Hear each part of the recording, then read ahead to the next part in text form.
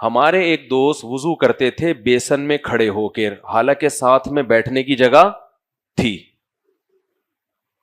جبکہ وہ سست تھے۔ اب کھڑے ہو کر وضو کرنا مشکل کام ہے، بیٹھ کے وضو کرنا بولو آسان۔ جو ان کو دیکھے گا کہ کھڑے ہو کر وضو کر رہے ہیں، وہ کہے گا یہ آدمی سست نہیں ہے بلکہ کیا ہے، چست۔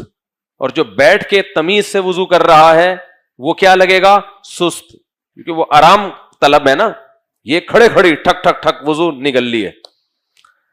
لیکن حقیقت پتہ ہے کیا ہے، میں ان کو جانتا تھا اس لیے کہہ رہا ہوں، وہ کھڑے ہو کر وضو سستی کی وجہ سے کر رہے تھے۔ بعض دفعہ انسان سستی میں اپنے آپ کو ٹینشن میں ڈال دیتا ہے، کیوں؟ اسے پتا ہے کہ میں جاؤں گا وہاں بیٹھوں گا، پھر بیٹھنے کے بعد مجھے دوبارہ ایسے کھڑے ہونا پڑے گا، تو چھوڑو یہ تکلف کی کیا ضرورت ہے کہ ادھر تمیز سے جا کے بیٹھو، نلکا کھولو، تسلی سے وضو کرو، پھر یہ تو گھٹنے جواب دے جائیں گے ایک دن میرے، ان کا گریز ختم ہو جائے گا۔ یوں کر کے پہلے بیٹھو پھر کیا ہو، کھڑے ہو، یہ بہت ٹینشن والا کام ہے۔ تو اس ٹینشن سے بچنے کے لیے اپنے آپ کو ٹینشن میں ڈالا ہوا ہے، سمجھ رہے کہ نہیں سمجھ رہے؟ یہ طبیعت میں جل بازی ہے کہ بھائی جو کام سکون سے ہو جاتا، اب تو یہاں سے یوں کر کے ٹانگ لے جا کے رکھے گا بیسن کے اندر، لڑک گیا پیچھے کی طرف جا کے، ہڈی مڈی ٹوٹ گئی۔ میں یہ نہیں کہہ رہا جو بھی بیسن پہ وضو کر رہے ہیں سست ہوتے ہیں، بعض دفعہ چستی کی بھی علامت ہے کہ ابے کیا بیٹھو اور پھر کھڑے ہو ٹھکا ٹھک کام۔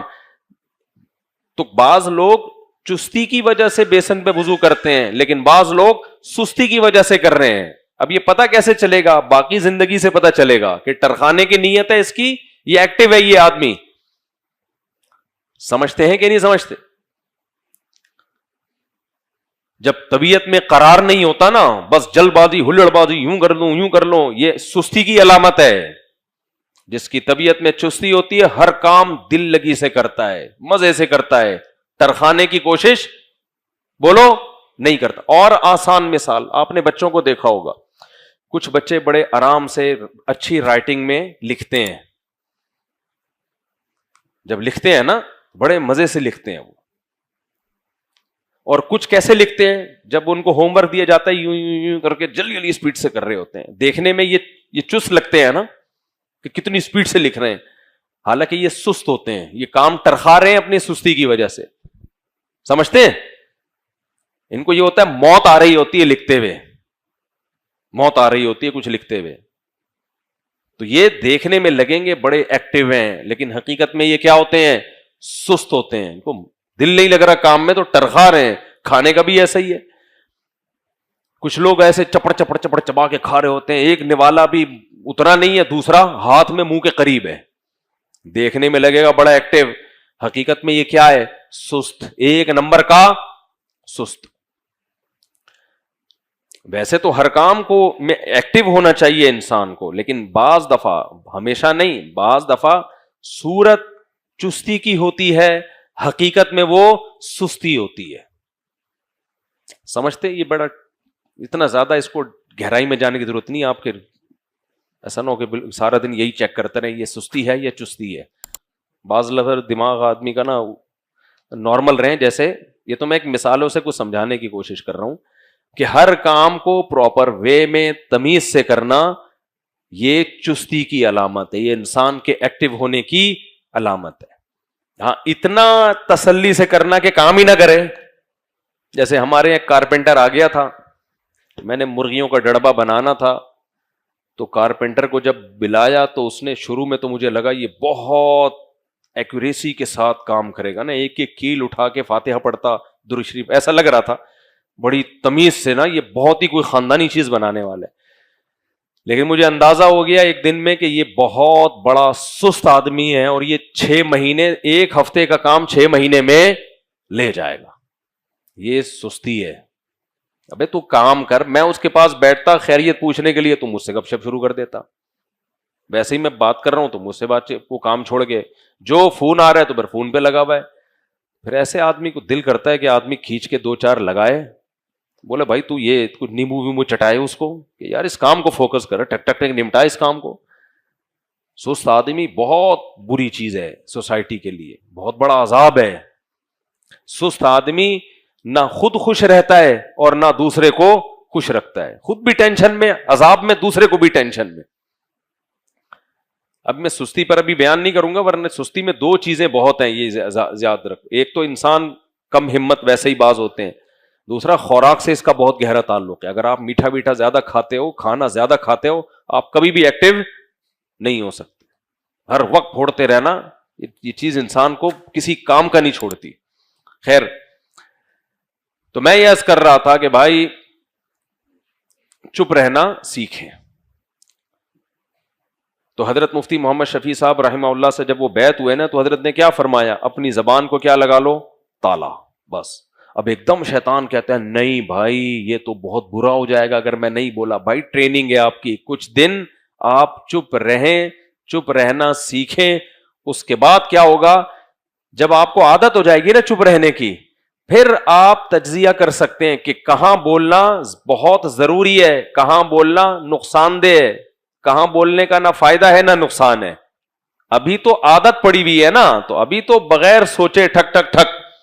جیسے جس کو کھانے کی عادت پڑ جائے تو وہ یہ تھوڑی سوچتا ہے کہ یہ کھانا میرے صحت کے لیے مفید ہے یا نقصان دہ. اسے تو جہاں جلیبی نظر آئی ہاتھ مارا, جہاں لڈو نظر آیا ہاتھ مارا, جہاں بریانی نظر آئی ہاتھ مارا, یہی چلتا ہے نا.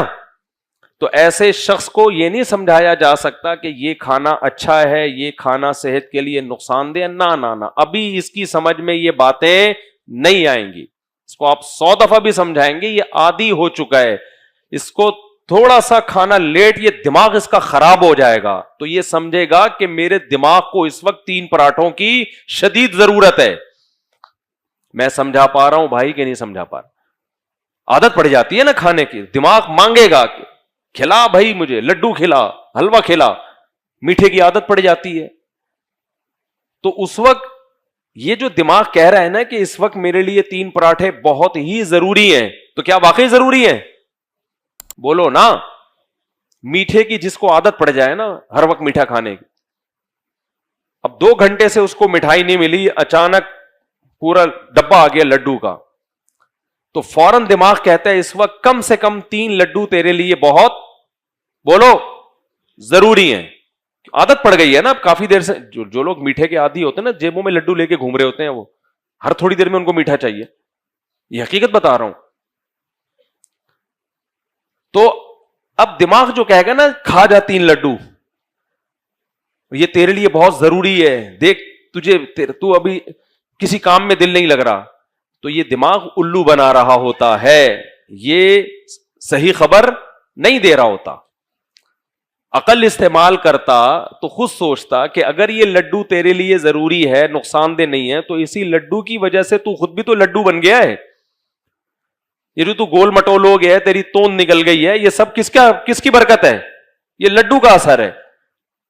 تو ڈاکٹر ایسے شخص کو یہ نہیں کہے گا کہ بھائی اس وقت لڈو کھانا تیرے لیے مفید ہے, اس وقت لڈو کھانا تیرے لیے نقصان دہ ہے. ڈاکٹر کہے گا اس کا دماغ ابھی غلط فیصلے کر رہا ہے, ابھی اس کو عادت چھڑواؤ.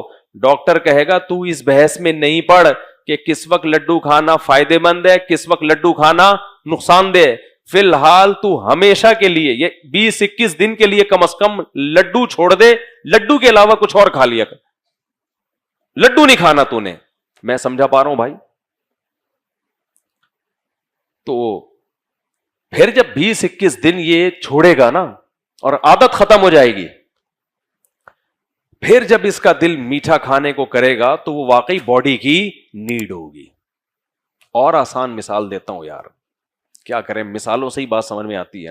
مثالیں مسالے کی طرح ہوتی ہیں, جتنا ڈالو گے نا مسالہ اتنا ٹیسٹ زیادہ ہوتا ہے. تو اللہ نے بھی قرآن میں مثالیں بہت دی ہیں, اس لیے بھی میں مثالیں بہت دیتا ہوں کہ مثال بات کو سمجھانے میں, جیسے مسالے کھانا ہضم کرنے میں معاون اور مددگار ہوتے ہیں بشرطے کہ صحیح مسالے ہوں.